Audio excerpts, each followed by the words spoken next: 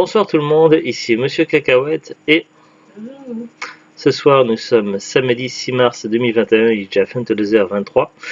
Ce soir dans ce nouvel épisode de Parlons DVD, donc le film qu'on a vu c'est un DVD choisi par Zoulut. Il s'agit du film Un jour peut-être, donc voilà c'est le film qu'on a vu ce soir. Pour moi c'est la première fois que je le voyais, je le découvrais. Neige, t'as rien à faire là, allez descendre là. Et Zouglut, c'était la combien de fois que tu le regardais le film? Moins que tu l'aides, moins que Dirty Dancing, ouais, je sais pas. 10 fois, 20 fois, 100 fois? Non, moins. Moins de 10 fois? 4-5 fois. 4-5 fois. Alors, de quoi parle le film Un jour peut-être? Alors, ils nous disent déjà au casting Ryan Reynolds, aussi connu pour plein de rôles, notamment Deadpool. Isla Fisher, Derek Luke, Abigail Breslin, Elizabeth Banks et Rachel Weisz. Alors, Will Hayes, jeune père new-yorkais en plein divorce, est questionné par Maya, sa fille de 11 ans, sur sa rencontre avec sa mère. Il raconte qu'il a connu 3 femmes, Emily, son amour de lycée, Summer, une journaliste ambitieuse, et April, sa meilleure amie et confidente. Mais au fil du récit, une seule se révélera être la mère de Maya.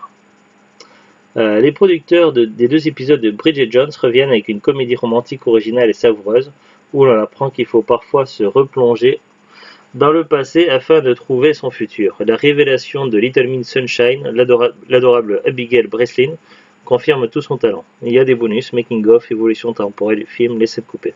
On n'a pas regardé les bonus, on a vu le film en VF. Alors déjà, doublage français, il n'y a pas de souci, impeccable.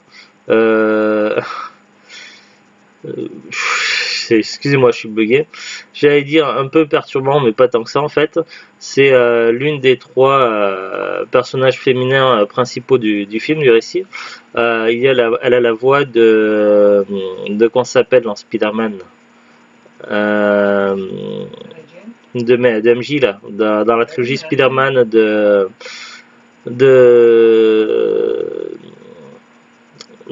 Sam Raimi, voilà. Je cherche les mots.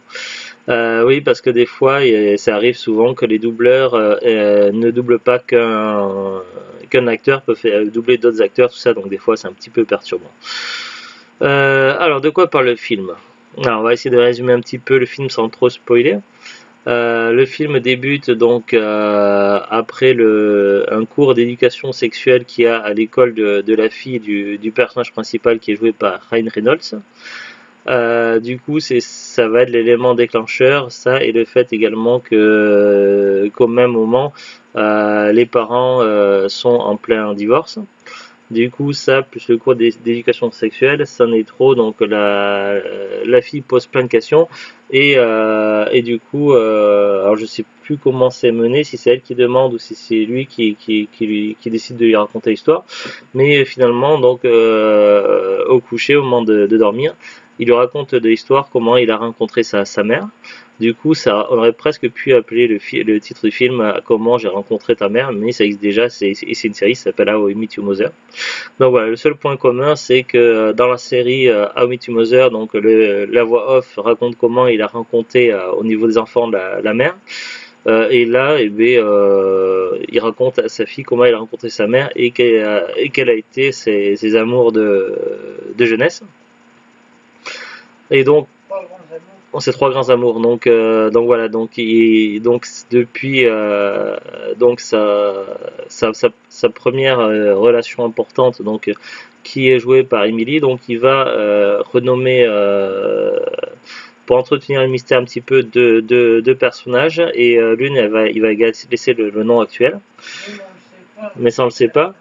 Et donc voilà, donc la première, donc Emily, donc qui est sa première amour, avec qui il est, puis il doit partir pour son projet d'avenir et pour faire un stage dans le milieu politique, un milieu qui le passionne, donc qui l'intéresse beaucoup.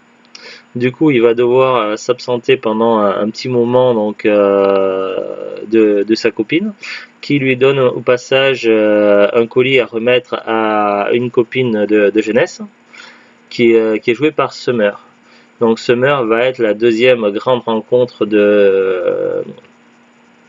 Enfin, va être... je sais pas si c'est la deuxième ou la troisième du coup dans l'ordre. Donc du coup Summer va être une des autres, des trois rencontres du personnage. Il s'appelle comment déjà? Will, voilà. De Will. Mais également, lors de son travail durant son stage, il va rencontrer une jeune femme qui ne croit pas du tout en la politique, mais qui a pris le boulot pour vivre, quoi. Et avec qui il sympathise et il noue des liens. Et donc cette fille-là, cette femme-là, elle est jouée par April. Enfin, son nom dans l'histoire s'appelle April. Et donc, du coup, au fil des années, donc les années vont passer, donc il va évoluer à la fois dans son métier, son avenir et tout, mais au fil de, donc voilà, le problème c'est que le destin va l'éloigner au fur et à mesure de certaines de ces femmes-là, et parfois il va se rapprocher. À un moment donné, donc il va nouer une histoire sérieuse avec l'une, mais du coup ça ne va pas marcher et il va aller, du coup il va être avec une autre. Enfin, ça va être tout un bordel, un méli-mélo amoureux un petit peu. Sachant qu'à la base, Summer, Emily et Summer se connaissent, ils ont vécu. En plus, oui. C'est à cause d'Emily qu'ils rencontrent Summer. Du coup, ah oui, la première amour est responsable de sa rencontre de Summer. Et par contre, April, c'est du fait qu'il avait choisi cette vocation-là, qu'il a rencontré Oui, par hasard. dans son boulot, Mais voilà, donc tout son univers affectif va tourner autour de ces trois femmes, avec qui il va parfois être éloigné pendant quelques années ou quelques mois, avec qui il ne va plus avoir de contact ou quelques années, et qui finalement il va rencontrer de nouveau par hasard. Et donc ça va être un petit peu un méli-mélo amoureux assez compliqué et assez difficile à vivre à la fois pour lui et à la fois pour ces femmes-là. Parfois il sera responsable de certains échecs et parfois ce sera une de ces femmes-là qui sera responsable du fait que ça ne fonctionne pas. Donc je n'en dis pas plus pour ne pas spoiler. Et au fil... La plupart du temps, c'est elle. Bah, des fois c'est question de moment, des fois c'est parce que lui il n'a pas choisi le bon moment ou qu'il n'a pas su voir en fait des signes en fait. Parce qu'il va y avoir par exemple une de ces trois femmes dont il va être amoureux à un moment donné, elle aussi va être amoureuse de lui, tout pourrait fonctionner sauf qu'il ne verra pas le signe, voilà. Donc c'est question aussi de pouvoir déchiffrer les signes au bon moment, tout ça.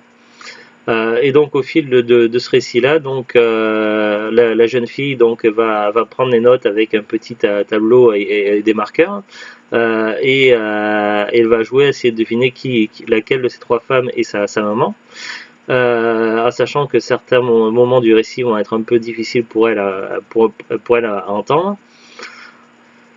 Et au final, à un moment donné, donc lorsqu'on approchera de la fin du film, lorsqu'on approche de la fin du film, elle sait qui est sa maman dans l'histoire. Le film pourrait s'arrêter là sur une note un petit peu amère, sauf que heureusement pour nous, le film continue. Et certains déroulements qui sont restés en suspens, notamment une histoire de livres et de cadeaux, donc je vous dis pas plus pour ne pas spoiler. Non, mais oui, non, mais là, pour ceux qui n'ont rien vu du film, ça ne spoil rien là de dire ça. Mais voilà, donc un événement bien précis avec un livre, tout ça, enfin des choses qui n'ont pas pu. Voilà, du coup j'ai perdu le fil de ce que je voulais dire. Et bref, donc du coup, heureusement pour nous, donc du fait de la curiosité et le fait d'avoir retracé cette histoire-là, et également le fait d'après avoir compté cette histoire-là, il y a certaines choses qu'il n'avait pas bien analysées, qu'il n'avait pas bien compris, que sa fille, elle a compris, elle a su voir, et du coup, voyant donc que malgré tous les efforts qui sont faits, voyant que ça ne peut pas coller entre ses parents,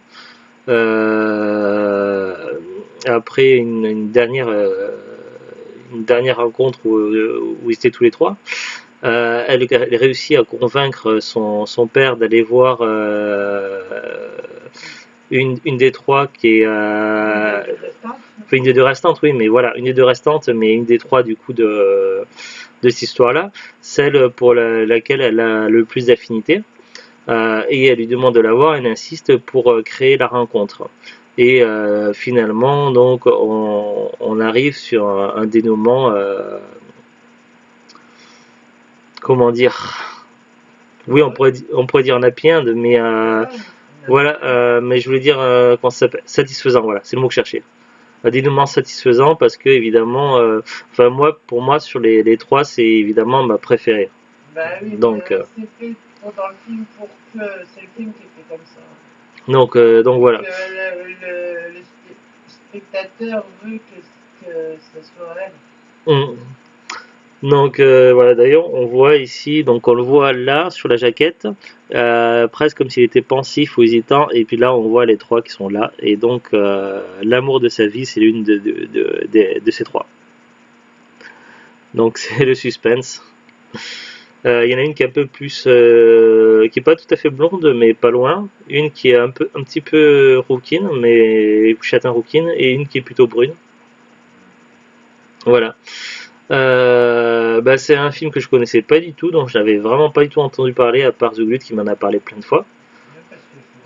Et finalement, c'est une bonne surprise. Alors, c'est pas mon genre préféré de mon style préféré de film. Je suis plus quand même science-fiction, mais voilà, j'aime bien quand même les comédies romantiques de temps en temps. Et franchement, pour moi, parmi les comédies romantiques qui existent, ça fait partie des meilleures du genre. Et vraiment, un film très très sympa à regarder. Et voilà, je conseille de le voir au moins une fois. Et bah, je suis content du coup qu'on ait pu le trouver en DVD. Voilà, donc c'est une. De quoi? Ah oui, The Glut qu'elle cherchait aussi depuis très longtemps en DVD. Aussi, si j'aurais pas voulu, tu connaissais pas que t'aurais pas. Non, mais j'ai dit, mais oui, mais tu dis que à qui dis-tu qu'on était content? Oui, mais parce que tu disais que tu le cherchais depuis longtemps aussi quand même. Oui, mais t'as pas à dire aussi, c'est moi qui le cherchais depuis longtemps. Oui, mais je disais que j'étais content, et donc comme tu étais content, donc c'est pour ça que je dis aussi. Nous sommes contents. Ben oui, c'est le pluriel. Bon. On va éviter de faire de la conjugaison point nul parce que je suis pas très bon non plus là-dedans. D'ailleurs, je dis peut-être n'importe quoi, donc excusez-moi d'avance. Donc voilà, c'est un DVD qu'on avait acheté via Facebook, donc un DVD qui était pas évident du tout à trouver. Alors avant de voir un petit peu la disponibilité sur internet, on va regarder la fiche Wikipédia. Un jour peut-être, ou bien sûr peut-être au Québec. Le titre anglais c'est Definitely Maybe, donc définitivement peut-être, si on traduirait littéralement. C'est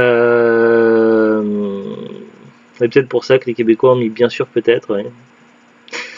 C'est une comédie romantique américano-britanno-française-allemande, écrite et réalisée par Adam Brooks, sortie en 2008. Le synopsis raconte tout le film, donc évitez de le lire sur Wikipédia. Budget 7 millions de dollars américains. Alors, sorti aux États-Unis le 14 février 2008, au Royaume-Uni le 8 février 2008, en France le 25 juin 2008, Peggy 13, donc film tout public, oui. Bon, il y a quand même quelques mots un peu crus au début du film, mais c'est vraiment au tout début, après il n'y en a plus. Alors, casting, Ryan Reynolds, il joue Will Hayes, Isla Fisher qui joue April Hoffman, Elizabeth Banks qui joue Sarah Hayes, Emily Jones, Rachel Weisz qui joue Natasha Rose Summer Hartley. Alors ensuite il y a Abigail Breslin, Kevin Kline, Derek Luke, Kevin Corrigan, Annie Paris, Nestor Serrano, Adam Ferrara, Liane Balaban, Anne Guyen, Jem Tirelli, Mark Bonan, Daniel Eric Gold, Case Patterson, Jimmy Lee Kirchner, Laurence Courtney-Norman et Max Pomeranc. Alors, bon, il y a la partie de développement.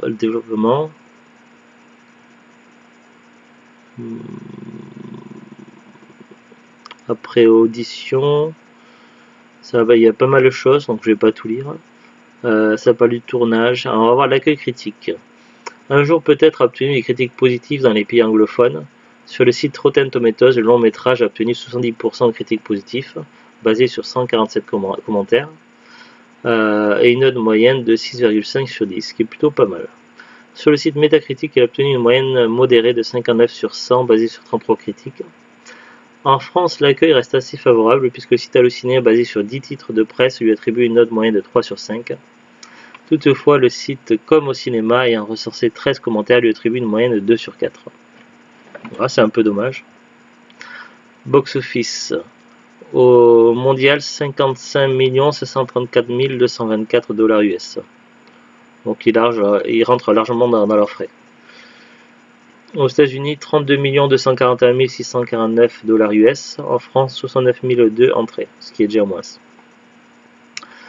Ouais, je ne vais pas tout lire, il y a un gros paragraphe après. Autour du film. Aux États-Unis, le film est sorti en DVD le 24 juin 2008 avec un bonus et scènes coupées ainsi qu'une piste de commentaires du réalisateur Adam Brooks et l'acteur principal Ryan Reynolds. En France, le DVD édité chez Studio Canal est sorti le 24 février 2009 avec en bonus le making-of, l'évolution temporelle du film et les scènes coupées. Ouais, c'est bien édition Studio Canal. De toute façon, il n'existe que 2 éditions apparemment. Enfin, j'en ai vu que 2 moi, donc celle-ci et puis une édition qui était réservée à la location.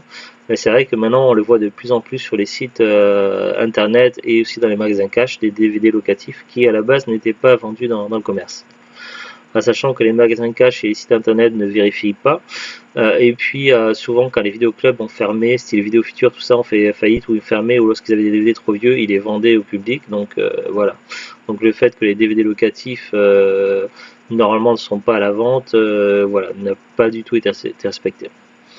Bref, donc maintenant on va voir pour le DVD. Donc c'est un DVD qu'on avait acheté pas très cher, je crois dans les 1€, quelque chose comme ça, via Facebook.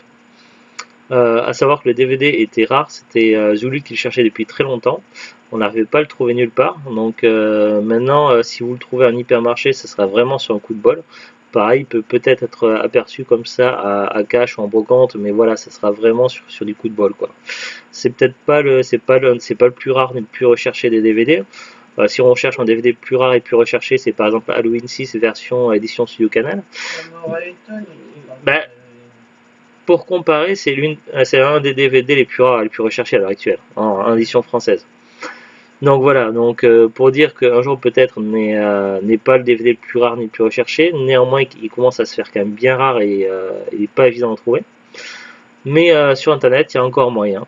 Alors par contre, sur Amazon, ne le vendent plus depuis longtemps. Donc sur Amazon, là, on le propose à 22,20 €, ce qui est vraiment cher. Expédié est vendu par La Librocase, donc c'est un vendeur pro probablement. Après, il est trouvable d'occasion également sur Amazon, mais à des prix un petit peu élevés. Il suffit d'aller un petit peu sur d'autres sites. Donc, par exemple, Rakuten, anciennement appelé Price Minister. Le premier vendeur qu'il propose, 90 centimes. Dans la description, c'est bien marqué sous blister.